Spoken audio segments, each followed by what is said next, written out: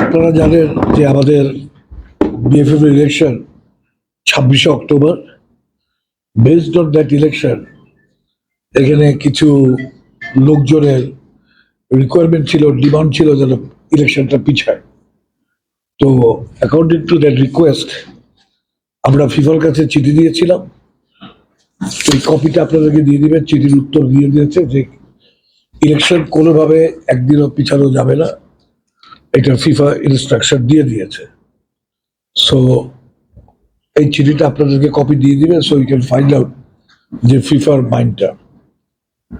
আর আমি আপনাদের সাথে যেটা বসছি আমার পার্সোনাল ব্যাপারে, আমি 4 টার্ম আপনাদের সাথে ছিলাম। I consider myself two be very lucky যে এই সুযোগ আমার জীবনে আসছে। তো এখন যে কামিং ইলেকশন আসতেছে 26শে অক্টোবরে, এই ইলেকশনে আমি কন্টেস্ট করব না। So that's my final decision. তো এইটা আপনাদেরকে জানাবার জন্য আসছি। আর আপনাদের সবাইকে আমি ধন্যবাদ জানাই যে আমার সাথে এই 16 বছর কাজ করার জন্য। এতে অনেক আন্ডারস্ট্যান্ডিং, মিসআন্ডারস্ট্যান্ডিং হয়েছে, এটা হইতেই পারে।